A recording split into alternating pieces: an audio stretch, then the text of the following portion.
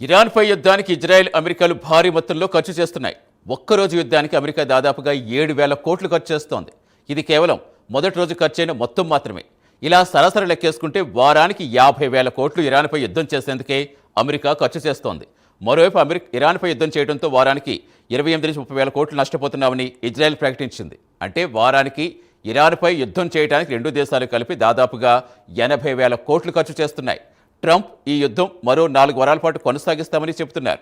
ఆ లెక్కన 4 వారాలకు దాదాపుగా 3.5 లక్షల కోట్లు ఖర్చయ్యే అవకాశం ఉంది. అంటే ఇజ్రాయెల్ అమెరికాలు కలిసి ఇరాన్పై యుద్ధం చేసేందుకు 3.5 లక్షల కోట్ల ప్రజాధనం దుర్వినియోగం చేస్తున్నాయి.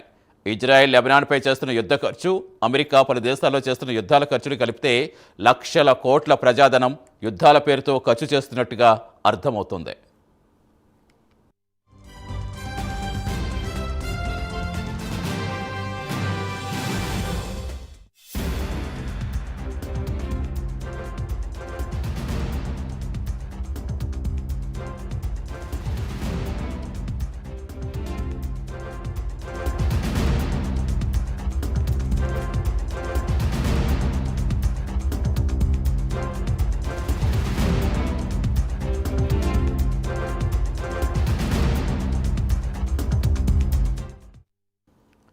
ఇరాన్పై యుద్ధానికి ఇజ్రాయెల్ అమెరికాలు భారీ మొత్తంలో ఖర్చు చేస్తున్నాయి. ఒక్కరోజు యుద్ధానికి అమెరికా దాదాపుగా 7,000 కోట్లు ఖర్చు చేస్తోంది. ఇది కేవలం మొదటి రోజైన ఖర్చు మాత్రమే. ఇలా సరాసరి లెక్కేసుకున్న వారానికి 50,000 కోట్లు ఇరాన్పై యుద్ధం చేసేందుకు అమెరికా ఖర్చు చేస్తోంది.